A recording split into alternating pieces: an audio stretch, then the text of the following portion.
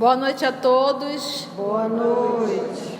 Hoje, 1º de julho de 2019, nós estamos reunidos para estudarmos a obra Revista Espírita do ano de 1859, mês de agosto. Rogamos que o nosso Senhor Jesus e que os nossos amigos espirituais possam nos auxiliar e nos inspirar mais uma vez. A leitura será feita pela nossa irmã Aramita, comentário. A voz do São Luís será feita pelo nosso querido professor Valdeir. E, quando possível, iremos também comentar um pouco. Nós estamos Allan Kardec está questionando o São Luís, né? Sobre as aparições, como é que chama? Materializações. As materializações, se era igual, e a gente terminou naquela pergunta que ele pergunta, né? Que aí o Allan Kardec explica, que ele pergunta se tem uma matéria aqui e uma igual no mundo dos espíritos, né? E o São Luís diz que não. E aí ele diz, olha, isso é mais uma prova de que o espírito não responde só o que eu quero. Ele responde o que é o certo, que não tem... Porque essa coisa de que tem uma matéria aqui e uma igual no mundo espiritual, isso vem da ideia de Sócrates e Platão do mundo das ideias, né? Que de lá e materializa aqui, e ele diz que não é assim. Então, nós estamos nesse esclarecimento e a gente repete a 14 ou continua? Pode repetir. Então, poderia fazer também uma substância alimentar. Suponhamos que tenha feito uma fruta, uma iguaria qualquer. Se alguém pudesse comer a fruta ou a iguaria, ficaria saciado? Ficaria sim, mas não procureis tanto para achar o que é tão fácil de compreender. Basta um raio de sol para tornar perceptíveis aos vossos órgãos grosseiros essas partículas materiais que enchem o espaço onde viveis. Não sabeis que o ar contém vapores d'água? Condensai-os e os fareis voltar ao estado normal. Privai-as de calor e eis que essas moléculas impalpáveis e invisíveis se tornarão um corpo sólido e bem sólido. E assim, muitas outras substâncias de que os químicos tirarão maravilhas ainda mais espantosas. Simplesmente o Espírito dispõe de instrumentos mais perfeitos do que os vossos, a vontade e a permissão de Deus.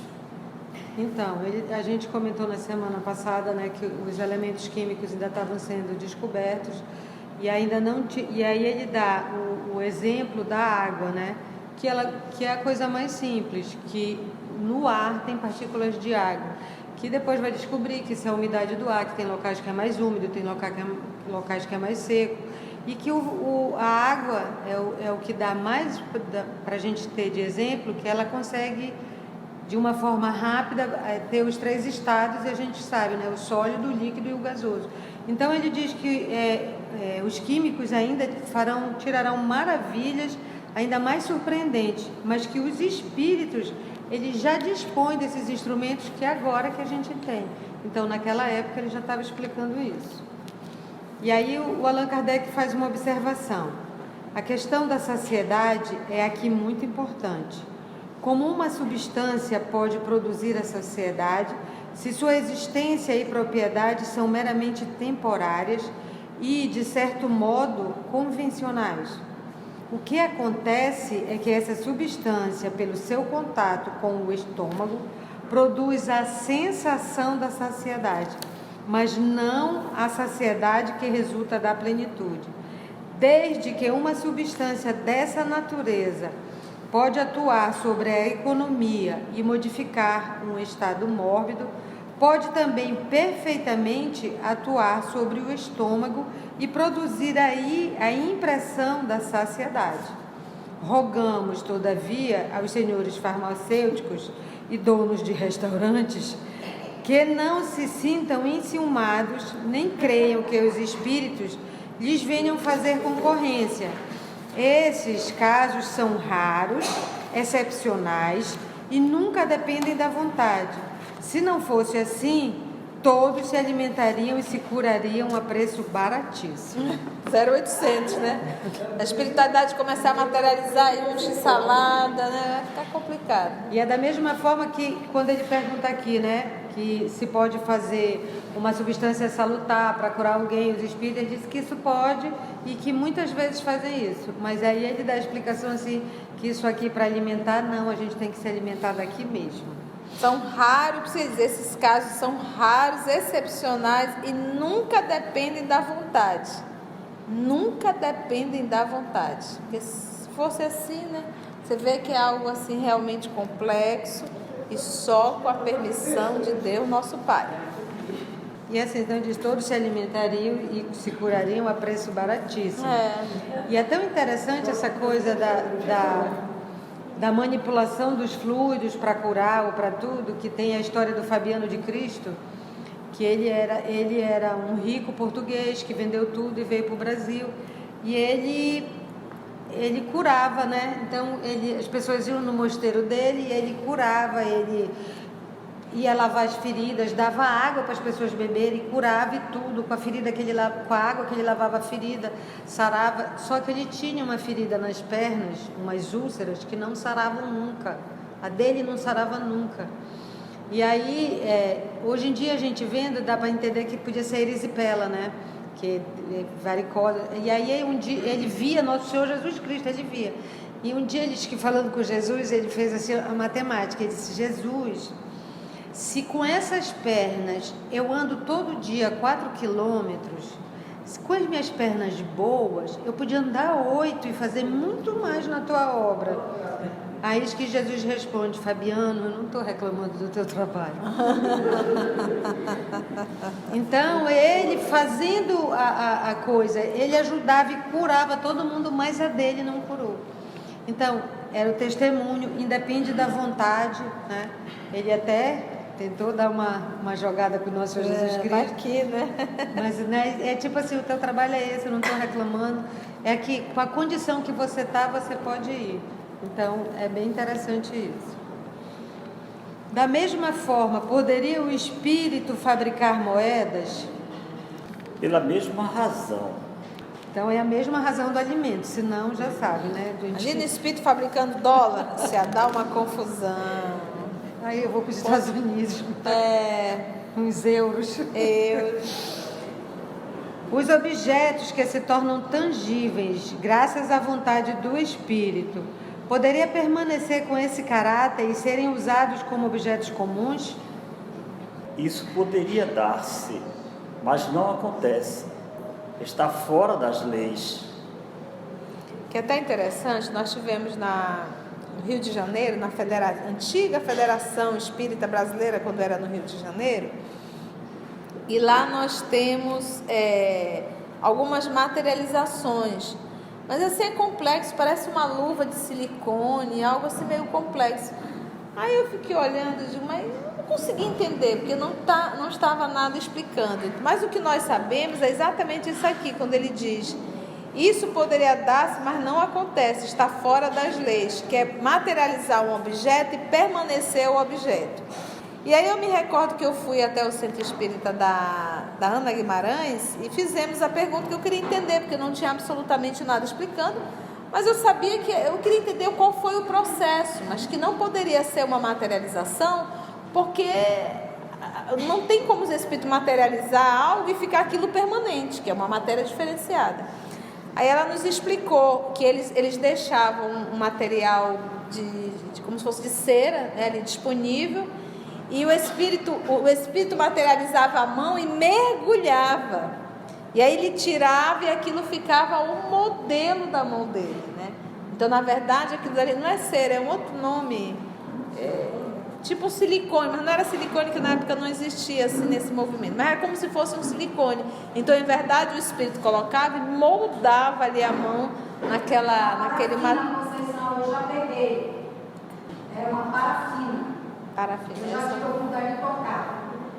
Nossa irmã Rosiane acaba de nos ajudar, informando que seria a parafina. É exatamente isso o termo que me fugiu da memória, é a parafina. Então eles deixavam o material disponível e ali o espírito colocava a mão, tirava e ali ficava a mão, o molde da mão do espírito, entendeu? O molde da matéria. Em outro movimento nós tivemos em Macaé, no Rio de Janeiro, conhecemos uma senhora que trabalhou junto com Peixotinho.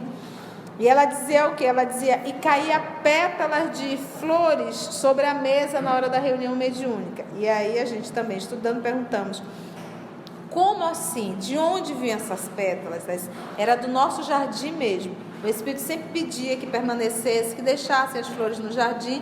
Eles pegavam aquelas flores e traziam as pétalas e jogavam sobre a mesa. Então, não é um fenômeno de materialização, aí é um fenômeno de transporte. Transporte, professor, pode falar. Eu ia me referir justamente a esse caso, que às vezes as pessoas confundem um objeto transportado e materializado no local, reconstituído no local, como no Centro Espírita São Luís de Gonzaga, onde o Chico trabalhou, tem lá uma flor, mas ela foi transportada de outro local e caiu do colo do médico, e eles guardaram essa flor. Mas ela não foi materializada, ela foi transportada de outro local. De um outro local. E é o interessante para a gente entender, e quando ele fala que os químicos ainda tirarão maravilhas ainda mais surpreendentes, é que a gente, uma coisa de a gente entender, e ele às vezes lá fala um facsímile, né? É que assim, a gente entende um fax hoje em dia, né? Um fax, quando você manda um fax, eu acho que a maioria de nós já viu um fax, você manda... é tempo, amiga. Você manda o documento e ele sai lá do outro lado, mas não é o documento. Não é o original. E o fax, você sabe que você precisa... Quem já viu o fax, você precisa tirar uma xerox ou usar rápido, porque com o tempo ele apaga. Então ele não é o original, é mais ou menos assim para a gente ter uma ideia. E é como ele diz aqui, que os espíritos, eles têm mais recursos, os espíritos dispõem de instrumentos mais perfeitos do que os vossos. Nós estamos hoje compreendendo coisas que Allan Kardec falou e ele procurou botar em 1859. Imagina o que eles não têm. E o outro dia eu ouvindo uma palestra, e é verdade, quando a gente... Pelo menos assim, isso aconteceu comigo quando eu vi isso aqui. Quando você lê o Nosso Lar a primeira vez, que é uma das primeiras obras que a gente lê, pelo menos eu olhei e disse, meu Deus, é muita viagem, né? Que coisa, não sei o quê. Mas se você lê hoje, você entende que coisa ele fala lá. É tela de plasma, é uma teleconferência, né? É tudo que a gente entende. Mas aí, como não tem ainda... nem nomenclatura para isso, ele fala com o que a gente tem foi agora. Foi 39, né? 38, por aí. Pois é. Mas hoje, quando a gente lê o Nosso Lar, ninguém diz mais que é... O próprio fax, ele retrata lá. E ele diz facsímile, que é uma coisa similar. E o nome do fax ficou facsímile. Porque não é parecido, é igual, mas não é o original. E a gente tem a ideia que o mundo espiritual copia o mundo físico. A gente ainda não conseguiu entender que o mundo físico é que copia. O telefone realmente é de lá para cá sempre. Então, e quando ele diz, olha, em 1859, que os espíritos dispõem de instrumentos mais perfeitos do que os vossos, imagina hoje, né? Então a informação que nos fica é o objeto que pela vontade do Espírito se tornam tangíveis, eles poderiam permanecer, a gente já sabe que não. Se um objeto que apareceu permanece, né, porque nesse fenômeno do transporte, eles envolvem um objeto, eles envolvem o objeto, que aquilo é como se tivesse desaparecido, mas não desapareceu. Ele envolve no objeto, mas não desapareceu. E ali quando chega no local, ele... é como se tirasse aquele pano, vamos usar esse termo, aquela matéria que envolveu aquilo dali e volta a enxergar de novo. Às vezes acontece isso dentro de casa, né? Espíritos às vezes escondem o objeto, mas não é que ele tirou dali e escondeu, eles envolvem uma substância, tu vai e volta, você não consegue achar aquele objeto. Depois estava lá naquele mesmo lugar. Depois estava lá naquele mesmo lugar. Então, se é algo que veio e que permanece, você sabe, isso aqui é um transporte, alguém ficou sem esse objeto. Essa mesma senhorinha, ela me mostrou uma flor que não era do jardim deles. E ela achou que foi materializada. E a flor ainda estava dentro do caderninho dela. Então eu não vou tirar essa alegria dela, né? A cabecinha dela foi materializada. Mas nós sabemos que como ainda permanece aquela florzinha dentro do caderno dela, essa florzinha foi o quê? Transportada. Porque ele fala permanecer em caráter permanente, né? Aí ele diz que isso poderia, mas não se faz porque está fora das leis. Todos os orbes, cada orbe, ele é regido por leis. E as leis naturais, que são as leis de Deus, elas são imutáveis. Então, eles podem, mas não é para vocês ainda. Exatamente. Tem todos os espíritos no mesmo grau esse poder? Não. Quais são os que têm mais particularmente esse poder? Aqueles a quem Deus concede, quando isso é útil. É interessante. Todo fenômeno de efeito físico só ocorre e acontece com a permissão de Deus, nosso Pai. Você vai ler isso constantemente na obra kardeciana. Então, é aquilo de qual é a lição que eu tenho que aprender. Se Deus permitiu que um espírito movimentasse essa garrafa para um outro ponto, não tem um propósito moral que eu tenho. Não é para que eu saia correndo com medo. Tem um propósito moral. O primeiro movimento realmente é me chamar a atenção para a realidade espiritual. Existe alguém fazendo esse movimento. E quando ele diz aí, quando isso é útil, útil. For só para agradar, se for só para deleite, pega ralho. Exatamente. As mesas girantes foram permitidas justamente para que era o momento de trazer a codificação, o espiritismo. Então, por isso a misericórdia divina permitiu aquele movimento das mesas, sacudir, balançar, apontar o alfabeto, subir, levitar. Em qualquer lugar, em qualquer lugar, em qualquer hora. Era uma forma de chamar a atenção mesmo. Virou moda. É. A elevação do espírito tem alguma utilidade? Por certo, quanto mais elevado o espírito, mais facilmente obtém esse poder. Mas isso ainda depende das circunstâncias. Espíritos inferiores também podem ter esse poder. Então, porque ele fala aí que, né, é claro que quanto mais você conhece, quanto mais você sabe, quanto mais você tem superioridade, mais você entende e você sabe fazer, né? Mas ele diz que espírito inferior também tem esse poder de materializar, de fazer essas manifestações. Agora, só lembrando que inferior não é sinônimo de espírito mau.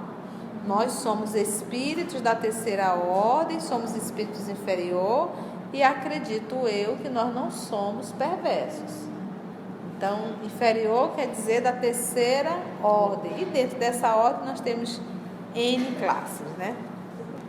A produção dos objetos semimateriais resulta sempre de um ato da vontade do espírito ou algumas vezes exerce ele esse poder malgrado seu, ou seja, contra a sua vontade.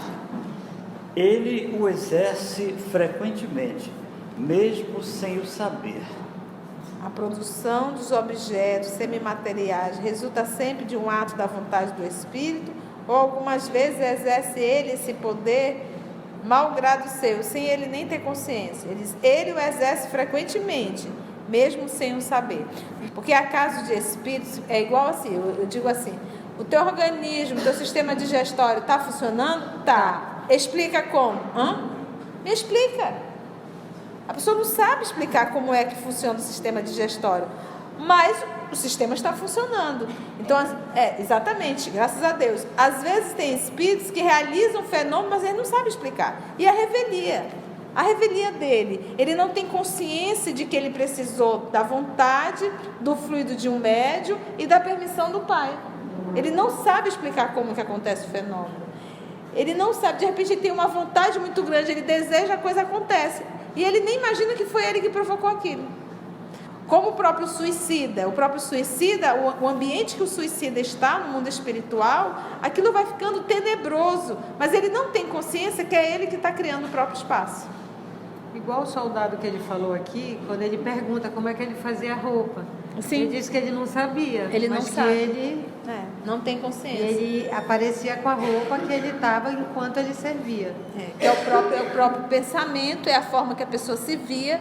É igual se de repente você passou por se você nessa encarnação tem uma deformidade física, você vai para o mundo espiritual e você ainda se vê com aquela deformidade.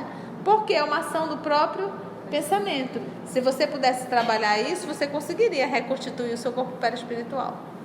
Seria então esse poder um dos atributos, uma das faculdades inerentes à própria natureza do espírito? Seria de algum modo uma de suas propriedades, como a de ver e ouvir? Certamente, embora muitas vezes ele próprio o ignore. Então, outro o exerce por ele, malgrado seu, quando as circunstâncias o exigem. O alfaiate do Zuavo, personagem que a gente já estudou lá atrás, né, era justamente o espírito de que acabo de falar, e ao qual ele fazia alusão na sua linguagem espirituosa. Observação. Encontramos uma comparação dessa faculdade na de certos animais. O peixe elétrico, por exemplo, que emite eletricidade sem saber o que faz, nem como isso se dá, e menos ainda sem conhecer o mecanismo que a põe em ação.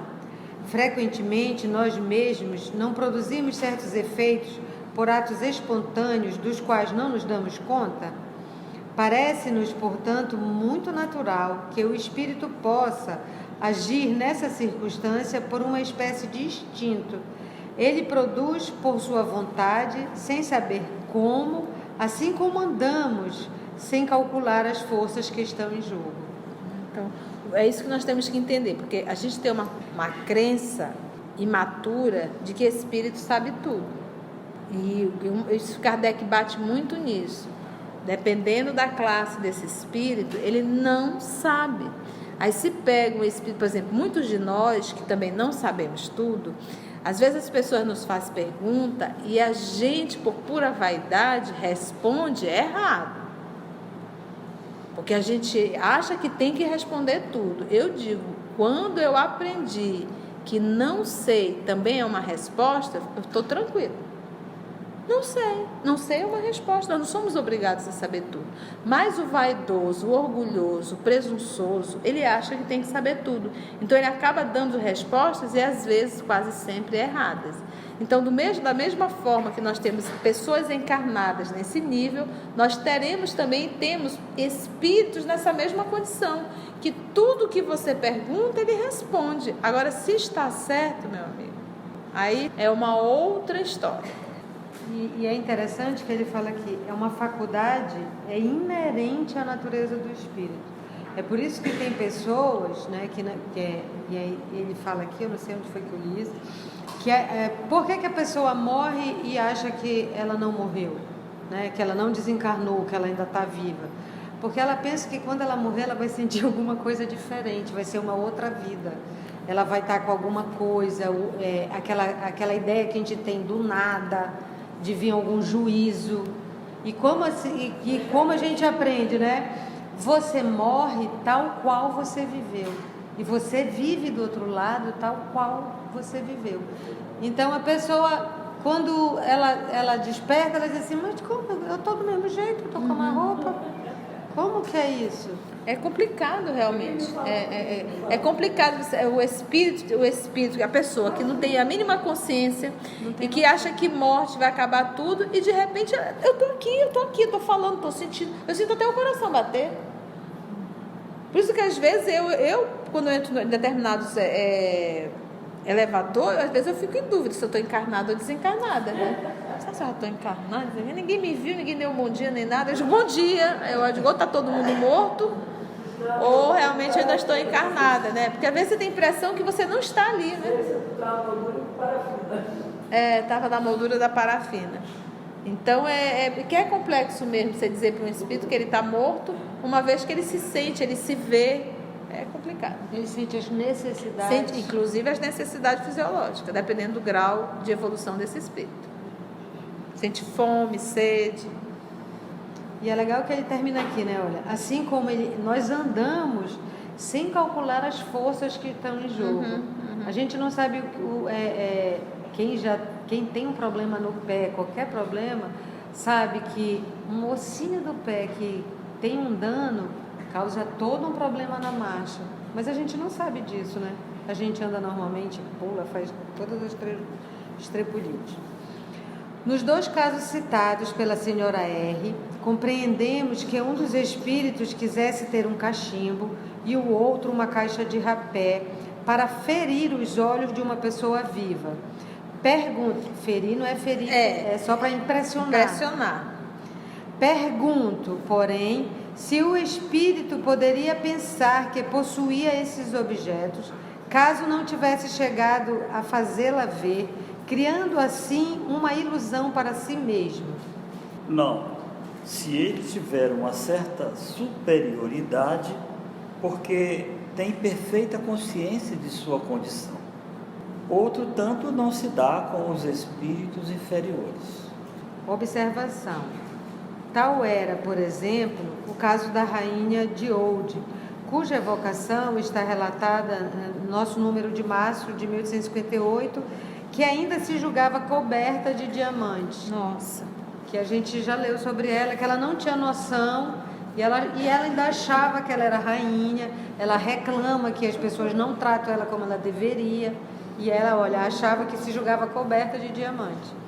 E aí, como ele diz aqui, como ela é um espírito inferior, né, ela não tem noção. E aí ele diz assim, se tiver certa superioridade, ele vai saber. Mas se não, é como ele falou aqui, é inconsciente.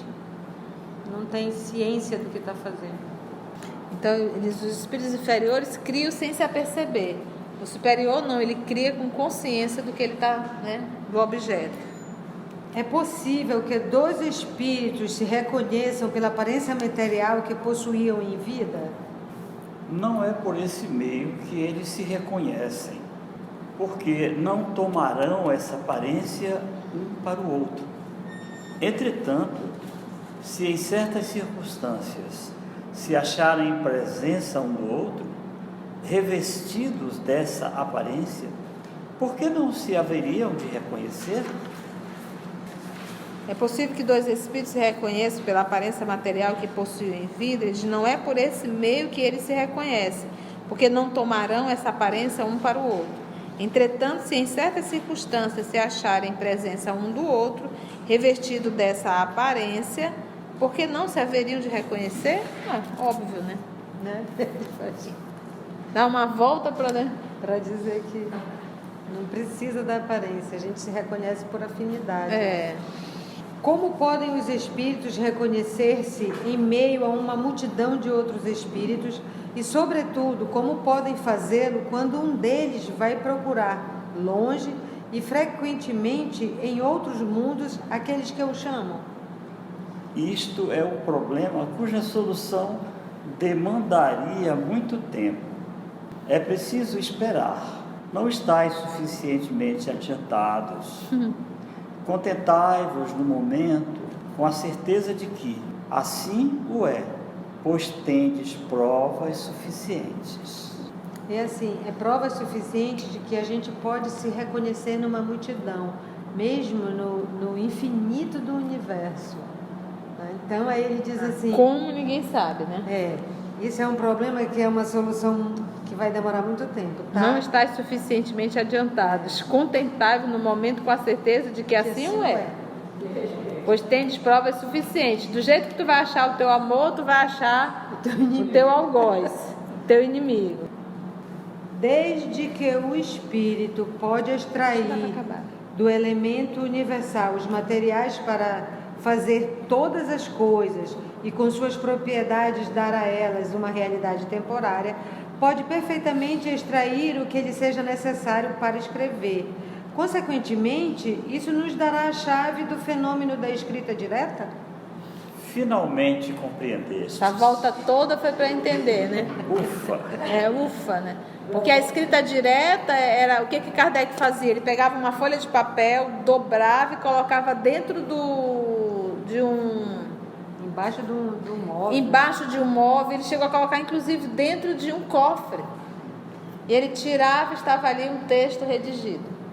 Ele disse, sim, mas que tinta, que caneta, de onde veio? Então ele faz esse movimento, da mesma forma que você pode materializar temporariamente uma flor, isso, aquilo, outro, também pode materializar temporariamente um texto, a tinta, um faz. Se a matéria de que serve o espírito não tem persistência, como não desaparecem os traços da escrita direta? Olha lá, vamos ver. Não julgueis ao pé da letra. Desde o início eu não disse jamais. Isso. Tratava-se de um objeto material volumoso.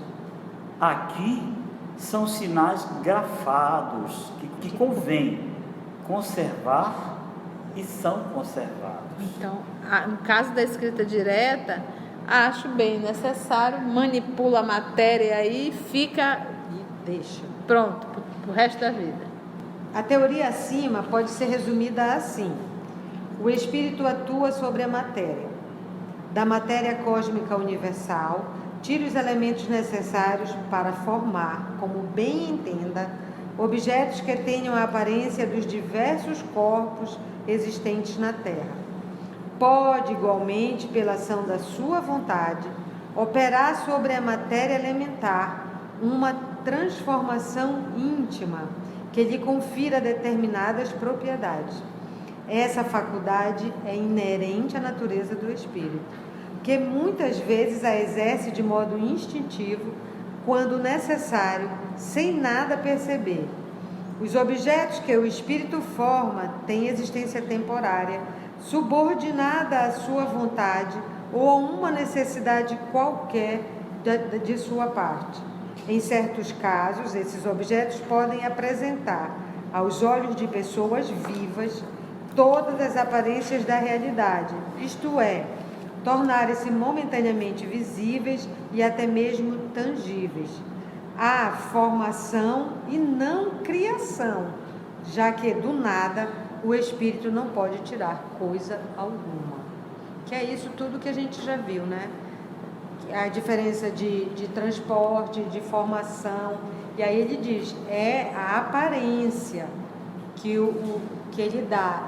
Já que ele diz que do nada não pode se criar coisa alguma. E todo esse material até aqui, onde a gente está, ele está no capítulo 8 do livro dos médiuns, tá? Igualzinho. E esse estudo aqui, ele desperta em nós uma responsabilidade muito grande com a vontade e com o pensamento. Eu tenho um amigo muito querido nosso, que ele diz assim, quando está com muita raiva de uma pessoa, está com raiva daquela pessoa, ele pega aquela pessoa psiquicamente, leva para a torre e toca fogo. E ele achou que isso era de menos, porque afinal de contas ele só estava pensando. E aí eu fui explicar para ele a aula do livro A Gênese, de Allan Kardec, e ainda pegando esse material aqui. Então, ele diz, é algo que faz parte, basta a nossa ação da vontade. Então, o meu pensamento, eu estou mergulhada, ele usa essa matéria cósmica universal, eu estou mergulhada. Toda vez que eu penso, que eu aciono a minha vontade, aí vamos pegar a Gênese de Allan Kardec, o incêndio aconteceu. Então, a nossa casa ela é impregnada dos nossos pensamentos. E aí me faz lembrar, nós falamos até isso na palestra no sábado, a senhorinha que pediu para Chico explicar sobre a receita do Dr. Bezerra, e ele muito apressado pediu que ela voltasse à noite, e ele conseguiu ir andando, e Emmanuel interferiu e pediu que ele voltasse e atendesse a senhora. E aí ele, muito dócil a Emmanuel, voltou, pegou a receita, explicou.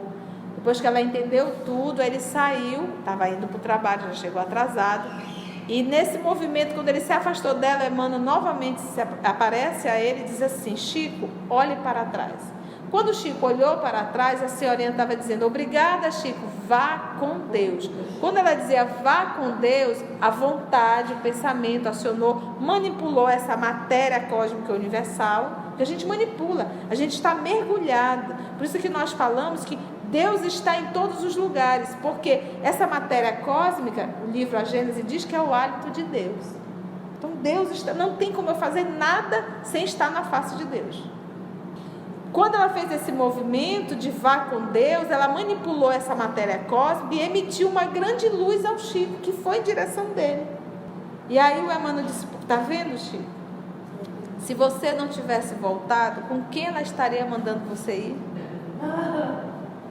Então, às vezes, quando você incita a raiva ao outro, o outro emana uma energia que impregna em você. Então, a todo momento nós estamos... Porque é algo que faz parte da nossa essência. E é bem... Pensou, manipulou.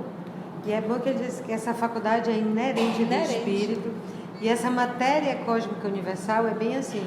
É como, e eu gosto dessa explicação que me fez bem sentido. O peixe, ele não sabe que ele está dentro d'água. Ele não sabe que ele vive na água, que ele está cercado de água por todos os lados. Nós estamos cercados nós estamos mergulhados no fluido cósmico universal. Não existe o vazio, não existe o nada. A gente já sabe, e assim, é mais fácil de a gente saber agora, por exemplo, a gente sabe das ondas eletromagnéticas, a gente sabe por que os nossos celulares pegam, por que a gente acessa essa tal da internet. A gente não sabe explicar, mas a gente sabe fazer, sabe acessar e sabe dizer. E quando alguém vai explicar, é uma coisa assim que eu acho assim, parece um milagre, né? Fantástico. Então, o milagre é uma coisa que você não conhece o mecanismo. Então, isso aqui existe, e ele diz, isso é tangível, a gente que não sabe, mas, por exemplo, o ar tem gotas de água que a gente não vê. Então, tudo isso já faz sentido para a nossa inteligência, e isso existe. Ponto. Chegamos ao final de mais um estudo da obra Revista Espírita. Nós agradecemos ao nosso Senhor Jesus por mais essa oportunidade de estudo e até o nosso próximo encontro.